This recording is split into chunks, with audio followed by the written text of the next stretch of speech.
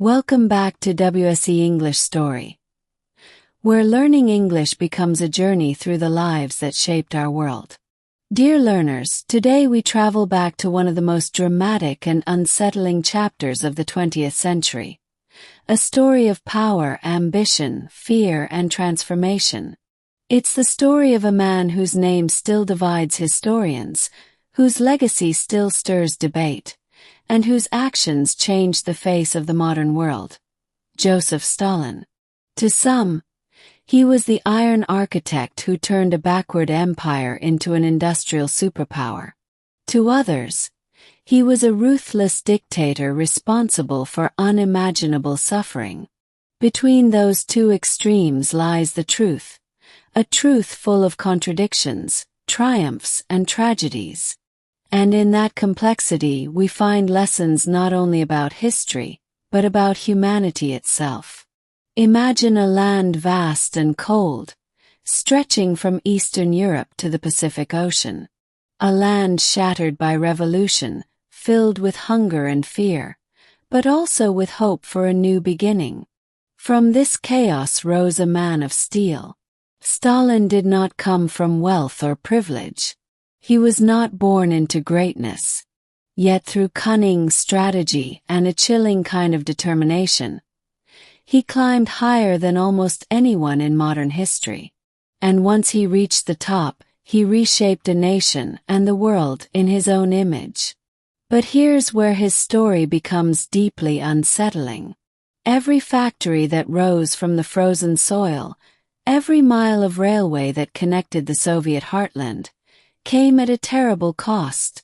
Millions were imprisoned, starved, or executed in the name of progress. Was it the price of national survival, or the obsession of a man who saw fear as the only path to loyalty? That question still haunts historians, and perhaps it will haunt us too as we journey through his life. Why should we, today, in the 21st century, still talk about Joseph Stalin? Because his story reminds us how fragile power can be, and how easily ideals can turn into oppression when guided by fear. His rise from obscurity to dominance offers lessons on leadership, ideology, and the dangerous mix of vision and violence. So stay with us as we uncover not only what Stalin did, but why he did it. You'll discover a man shaped by revolution, paranoia, and a burning desire to make his mark on history, no matter the cost. If you'd like to support our work in bringing these powerful English learning stories to life, you're welcome to like, comment, share, or join us. Your support truly helps us keep going. Get ready for one of the most challenging and thought-provoking journeys into history. The rise and rule of Joseph Stalin, the man who turned fear into an empire. Let's begin. To understand Joseph Stalin, we must first step into the world that created him, a world trembling on the edge of chaos and revolution. The Russia of Stalin's youth was not yet the Soviet Union. It was the vast empire of the Tsars, ruled by autocracy, divided by inequality, and haunted by poverty. While a small class of nobles lived in luxury, millions of peasants struggled to survive under brutal working conditions and crushing taxes. In the cities, the Industrial Revolution had arrived late, but violently. Factories rose, yet so did resentment. By the late 19th century, Russia was a land of contradictions. Rich in natural resources but poor in progress, vast in territory but weak in governance. The ideas of socialism and revolution, inspired by Karl Marx, began to spread among workers and intellectuals who dreamed of overthrowing the Tsarist regime. For them, it was not just about changing leaders.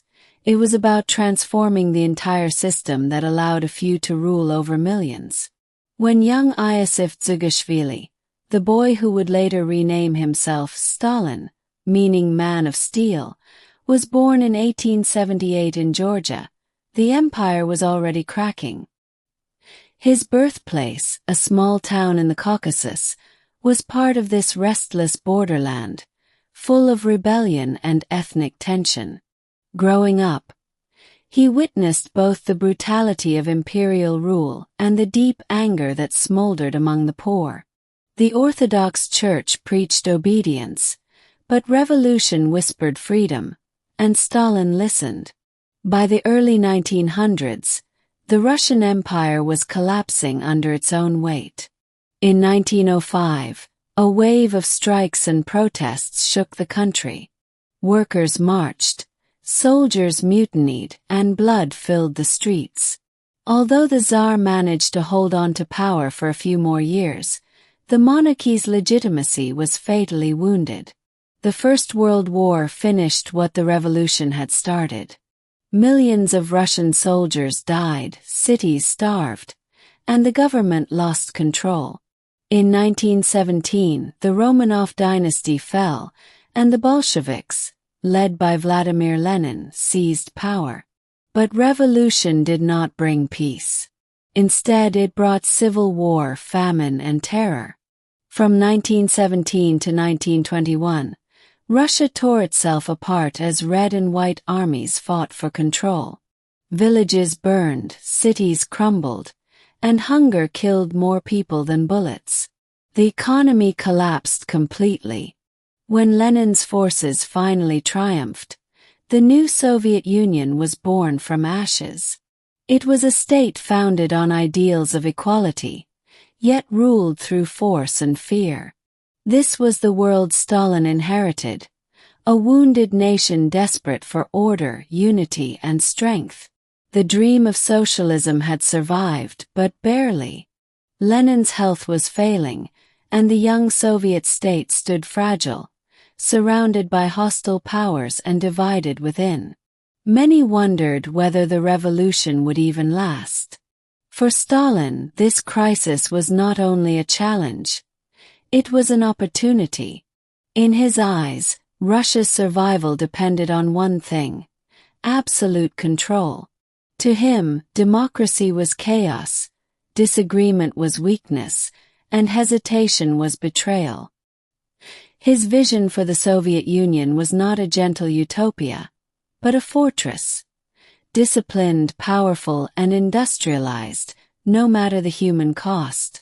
As we move deeper into his story, remember this: Stalin did not rise in a time of peace. He rose in a time of fear.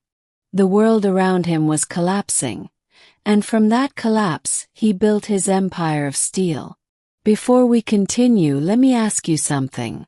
If you were living in a nation on the edge of destruction, would you sacrifice freedom to ensure its survival, even if it meant trusting a leader like Stalin?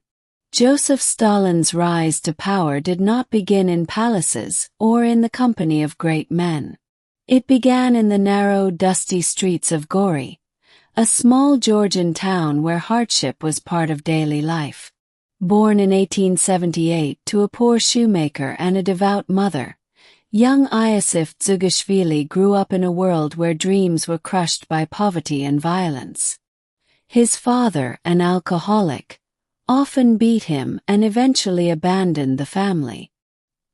His mother, determined that her son would have a better life, sent him to study at a church school, a rare opportunity for a boy of his background. There, Stalin proved to be bright, disciplined, and deeply curious.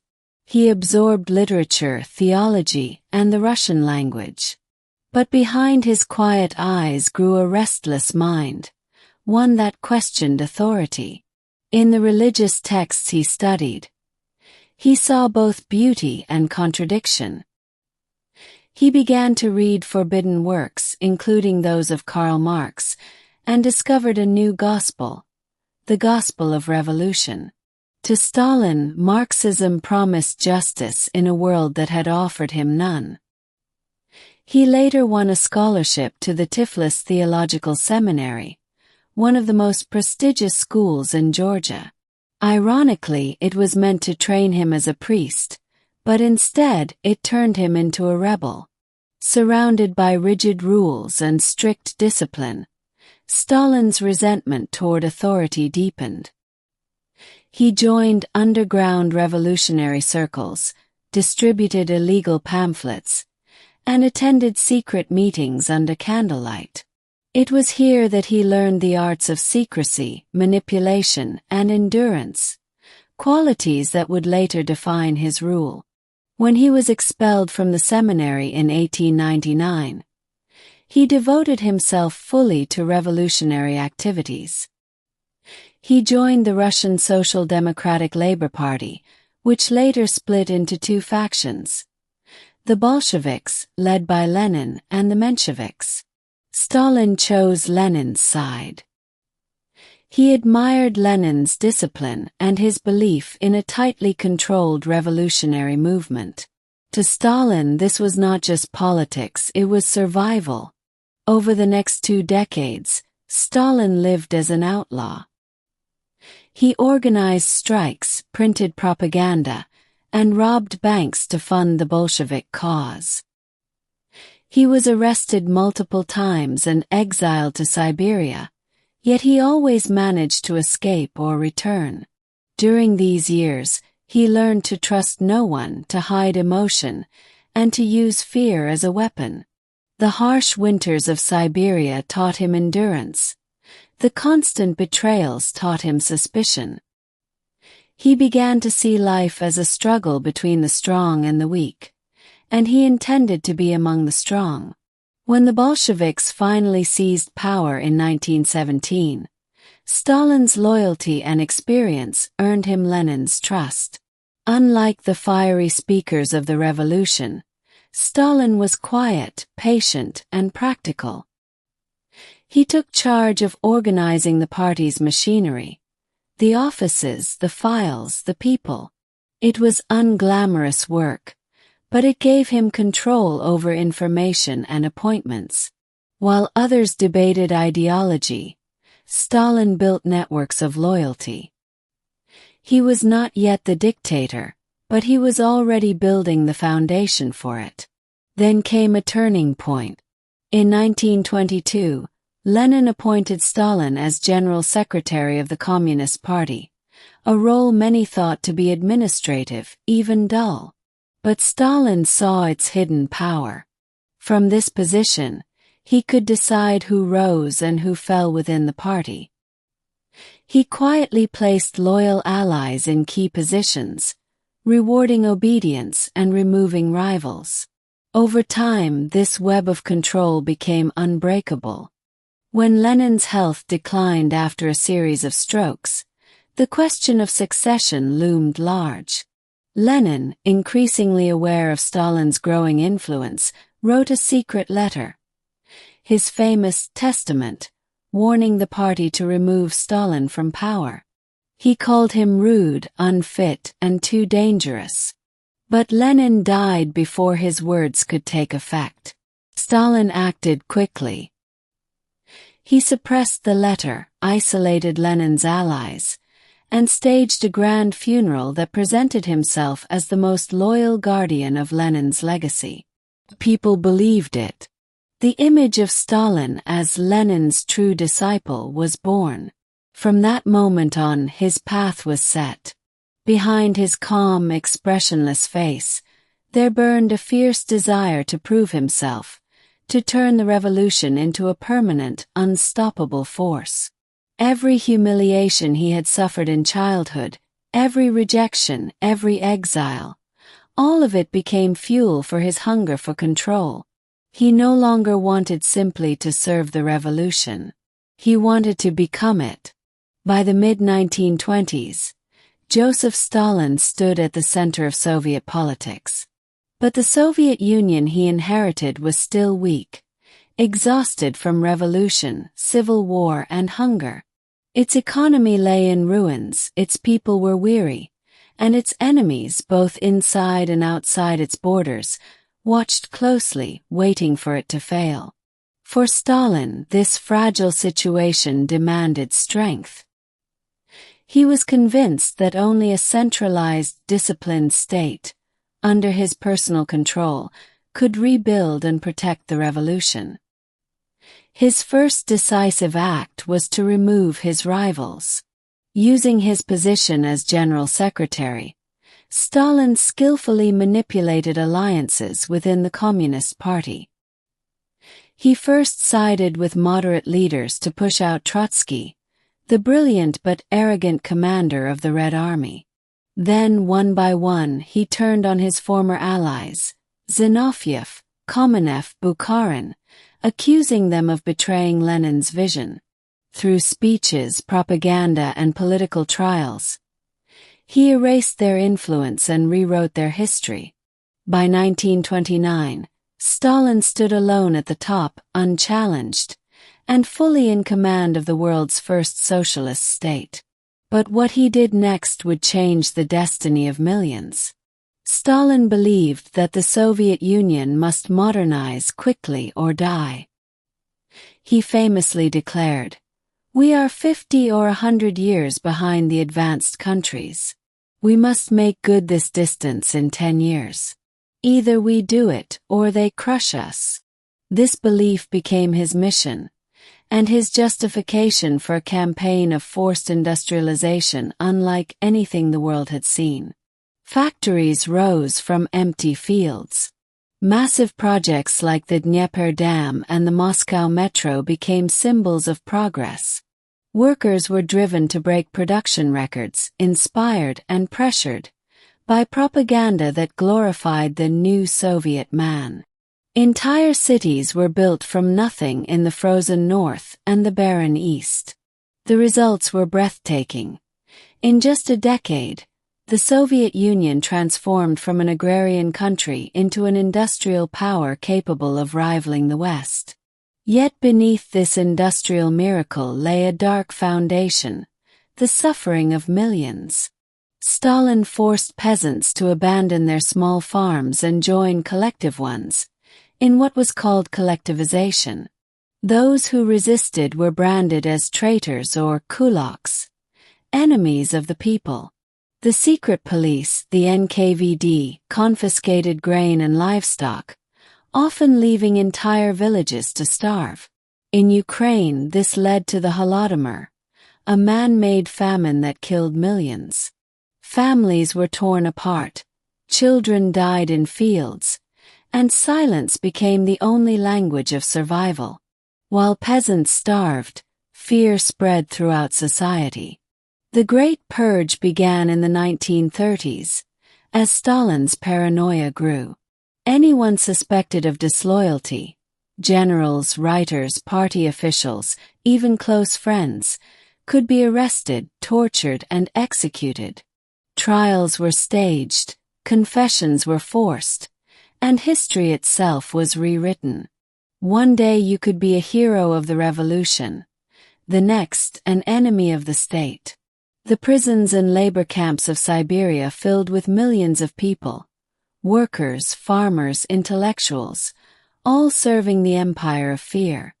And yet, Stalin's vision was not purely destructive.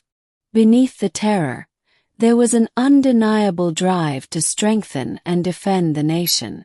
Education expanded, literacy rates soared, and new industries gave millions of people work. Women entered the workforce, and science, engineering, and military technology advanced rapidly. For many Soviets, especially those born after the revolution, Stalin became a symbol of progress and pride, the leader who gave them power and purpose. This contradiction is what makes his legacy so haunting. Under his rule, the Soviet Union achieved extraordinary growth, but through extraordinary pain. His decisions reshaped the nation's body and soul. The factories that powered Soviet might were built by hands that trembled in fear. The songs that praised his name were sung by people who dared not whisper the truth. Stalin's world was one of iron and illusion. He built a state that seemed invincible, yet it stood upon the silent graves of its own citizens. To him this was not cruelty, it was necessity. He saw history as a battle of survival, and mercy as weakness. His belief in control was absolute, and his conviction unshakable. But every empire built on fear eventually begins to crack. The seeds of collapse were already buried in the soil of Stalin's achievements, waiting for the right moment to surface. That moment would come, through war, suspicion, and betrayal, as the world plunged into one of the deadliest conflicts in human history. By the late 1930s, Joseph Stalin had built what he believed was an unbreakable fortress, an empire of steel, unity, and terror. The Soviet Union had transformed from a backward agrarian nation into an industrial giant. Its armies were larger than ever, its factories roared day and night, and its citizens, though frightened, learned to survive in silence. Yet beneath this image of power, fear ran deep. Stalin trusted no one, not even those who had helped him rise. In the years 1936 to 1938, the Great Purge reached its peak. It was no longer about eliminating enemies. It was about erasing the possibility of enemies. Generals who had fought for the revolution, party leaders who had once stood beside Lenin, even scientists and artists, all were accused of treason and anti-Soviet crimes. Many confessed only after brutal torture, knowing that refusal meant death. Some hoped their families might be spared if they obeyed. Most were wrong. The Soviet people learned a dangerous truth.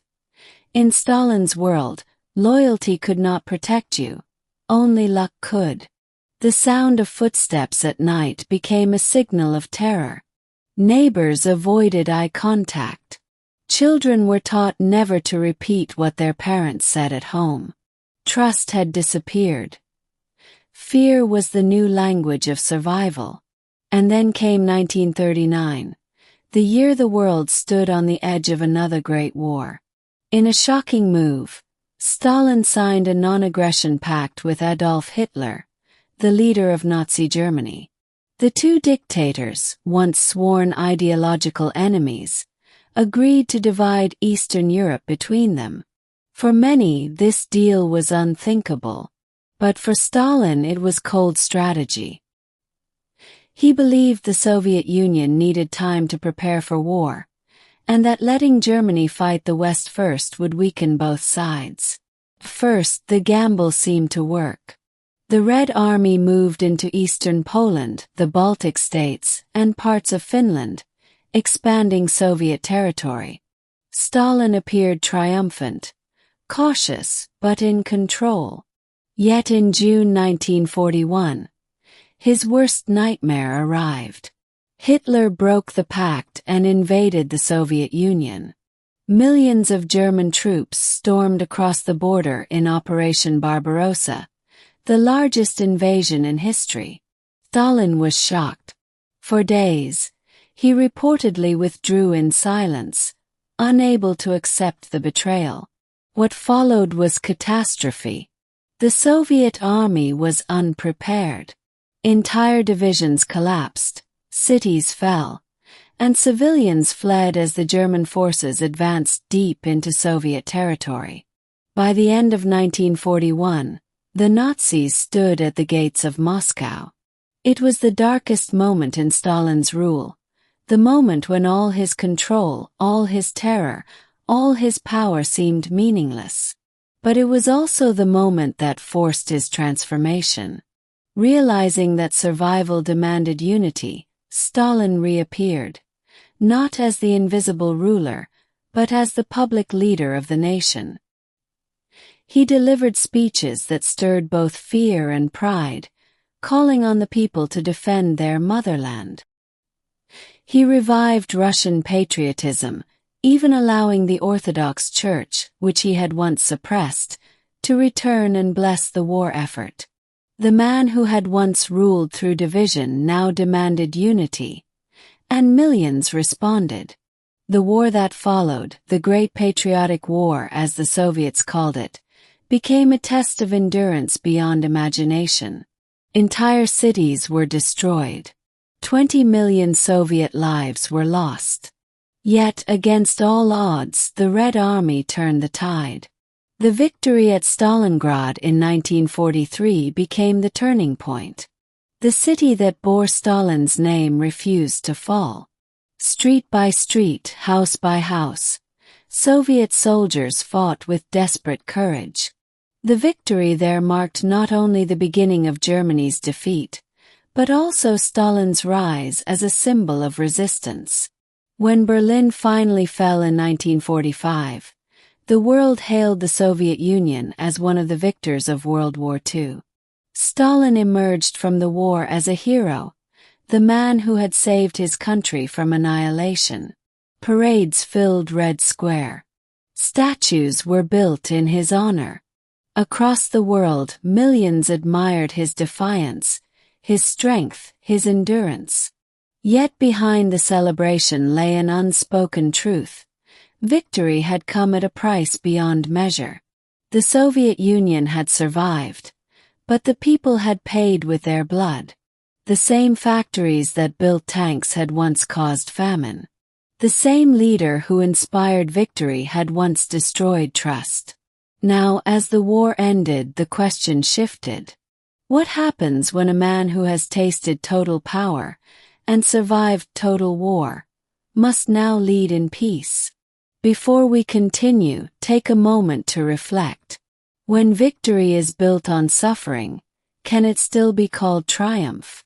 When the guns of World War II fell silent in 1945, the world looked to rebuild. But for Joseph Stalin, the war never truly ended. It merely changed shape. The Soviet Union had emerged as one of the two global superpowers, rivaling the United States in military might and influence. The Red Army occupied much of Eastern Europe, and new communist governments began to rise under Moscow's watchful eye. Stalin's dream of a vast socialist empire seemed within reach. But with victory came new fears. The devastation of war had left the Soviet people exhausted, hungry, and traumatized. Cities lay in ruins, millions were dead or displaced, and yet Stalin demanded more. More work, more sacrifice, more obedience. He launched another wave of reconstruction plans, determined to rebuild the country faster than any capitalist power could imagine. The same methods that had built factories in the 1930s, strict control, forced labor, and fear, returned with full force. Once again, people whispered cautiously. Once again, arrests filled the night. Those who had survived the war hoped for relief, but instead found themselves trapped in a nation still ruled by suspicion. Returning soldiers, instead of being welcomed as heroes, were often interrogated by the secret police. Stalin feared that those who had seen the West might bring back dangerous ideas of freedom. At the same time, tensions grew between the Soviet Union and the United States. The world was dividing into two camps, capitalism and communism, and the Cold War began to take shape. Stalin's control over Eastern Europe tightened. Countries like Poland, Hungary, and Czechoslovakia were forced into communist obedience. The famous Iron Curtain, as Winston Churchill called it, descended across Europe, dividing the continent not only by ideology but by fear. Inside the Soviet Union, Stalin's paranoia deepened. He believed that enemies surrounded him, both abroad and within his own party. His health began to decline, but his obsession with control only grew stronger. Ministers and generals who had once been trusted began to disappear. Even his old comrades trembled in his presence. Those who dared to question his policies were quickly silenced or executed. In his final years, one last wave of purges swept through the Soviet elite. Intellectuals, doctors, and artists were accused of treason or cosmopolitanism, a term Stalin used to target those he believed were too influenced by foreign culture or too sympathetic to Jews. The infamous Doctors' Plot of 1952 accused a group of mostly Jewish doctors of conspiring to poison Soviet leaders. Fear once again filled the air, reminding the nation that under Stalin, safety was always temporary. Yet, even as the shadows deepened, his image remained larger than life. Propaganda painted him as a father figure, the wise and caring Vazd, the great leader. His portrait hung in every classroom, every office, every home. People recited his name as if it were a prayer, though many did so out of fear rather than devotion. His cult of personality had reached a level of near worship. By early 1953, Stalin was old, ill, and increasingly isolated. Those closest to him were afraid to speak honestly, afraid to approach him without being summoned. On the night of March 1st, he suffered a massive stroke at his dacha near Moscow. 4 hours, no one dared to enter his room. The guards, terrified of being punished for disturbing him, waited until morning. By the time help arrived, it was too late. Joseph Stalin died on March 5, 1953. The man who had ruled through fear for nearly 3 decades was finally gone. When the news spread, the nation was stunned. Millions wept in the streets, genuinely believing their protector had been taken from them. Others felt a silent, guilty relief. The iron grip that had held their lives for so long was finally loosening. His funeral was enormous, a sea of flowers, banners, and tears. But even in death, his shadow lingered. No one knew what would come next. The power struggles that followed revealed the cracks in the empire he had built. His closest allies, once united in fear, now turned against one another. Within a few years, his successors, led by Nikita Khrushchev, would begin to expose the truth about the purges, the camps, and the lies. The age of Stalin had ended, but the scars he left would shape the Soviet Union for generations. After Joseph Stalin's death in 1953, the Soviet Union entered a strange period of silence, a pause between fear and uncertainty. The man who had commanded every breath of the nation was suddenly gone, leaving behind a legacy so heavy that even those who had served him didn't know how to carry it. His portrait still hung in every hall, but people began to whisper what they had never dared to say aloud. What had we become? The power vacuum was immediate. Members of Stalin's inner circle, men who had survived decades of terror, moved quickly to protect themselves. Eventually, one voice rose above the rest: Nikita Khrushchev. In 1956, 3 years after Stalin's death, Khrushchev delivered a secret speech to the Communist Party that would shake the world. In it, he denounced Stalin's cult of personality and revealed the horrors of his rule: the purges, the executions, the false confessions, the fear that had poisoned the revolution. For the first time, the Soviet people heard their government admit that their great leader had been a tyrant. Monuments were quietly removed, books were rewritten, and Stalin's name began to fade from the public stage. The process, known as de-Stalinization, was both shocking and liberating. Some felt betrayed, unable to believe that the man they had once worshipped had also been their oppressor.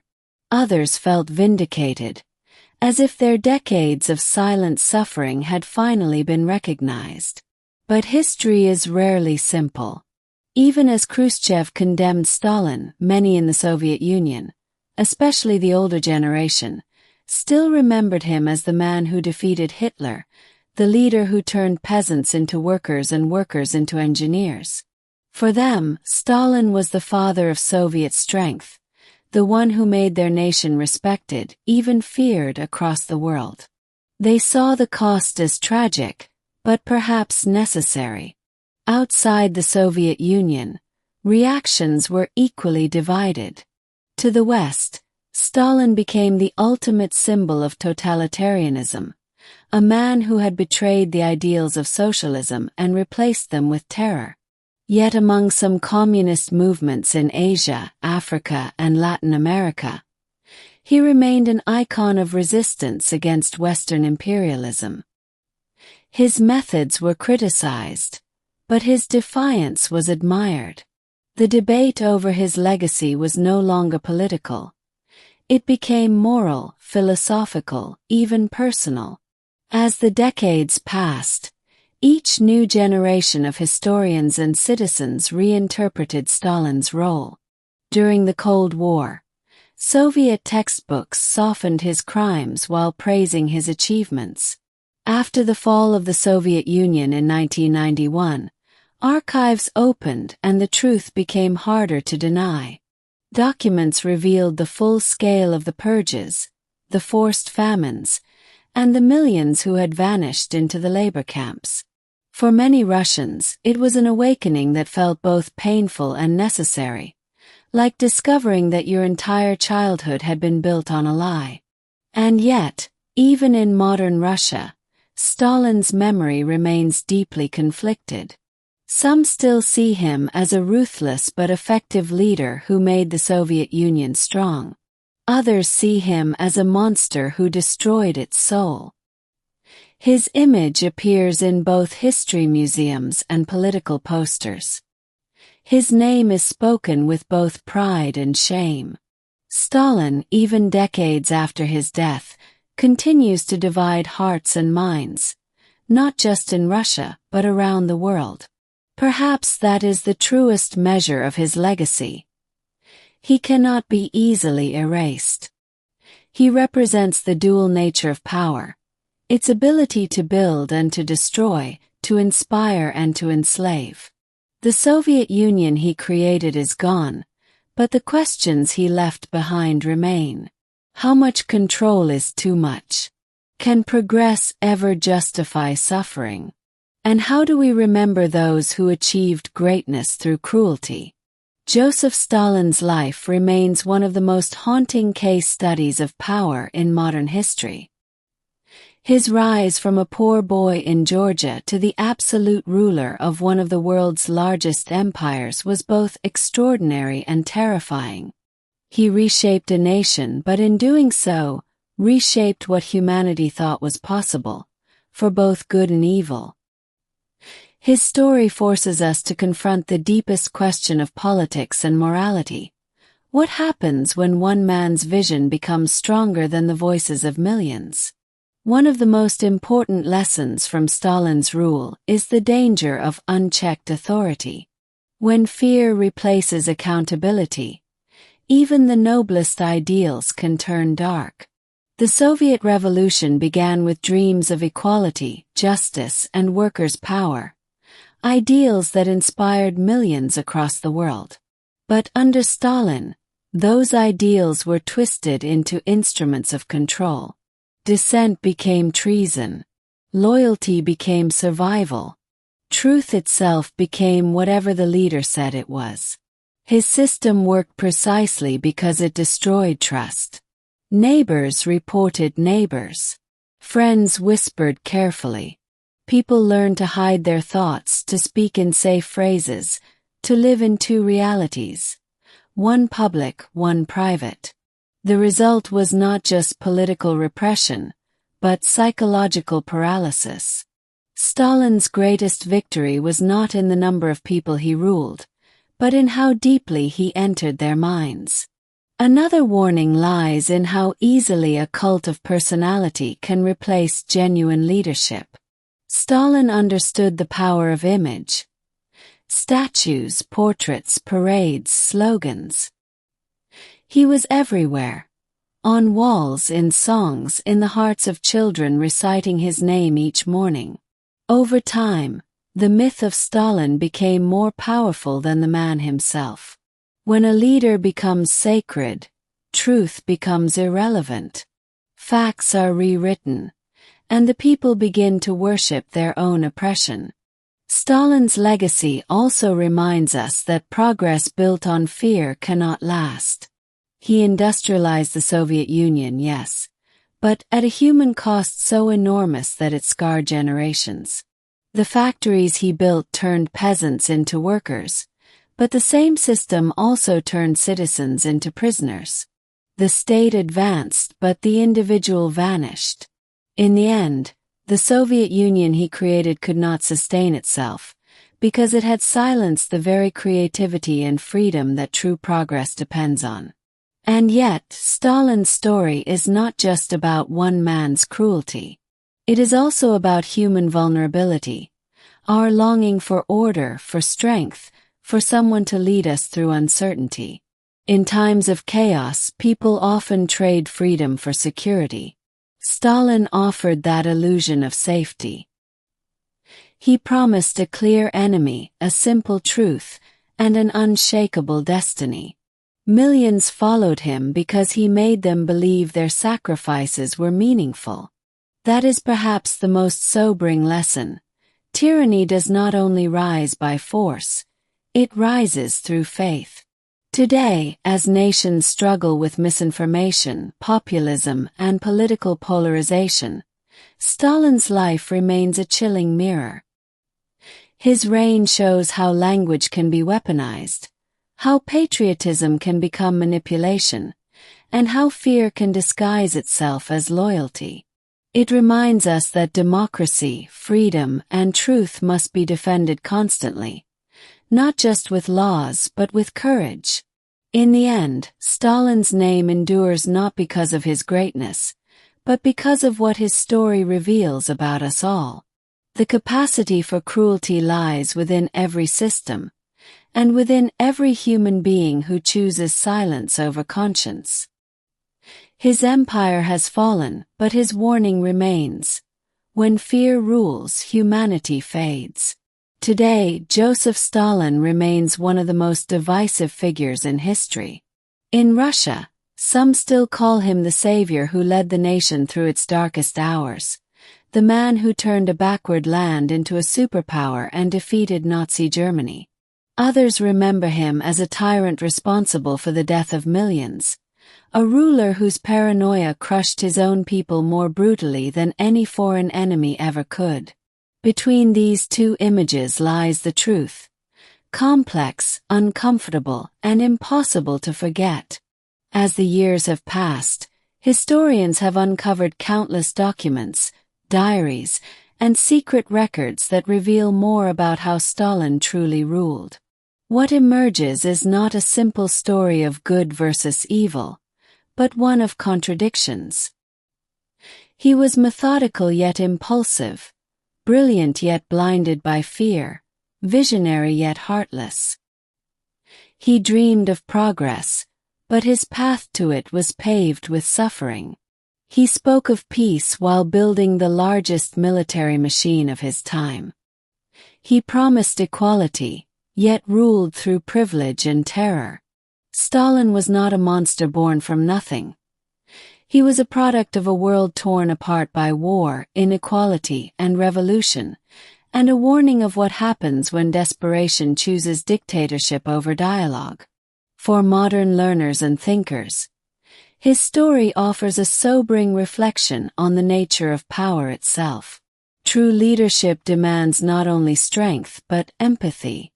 Stalin had immense strength, the will to command millions, the intellect to reorganize an empire, the discipline to achieve impossible goals.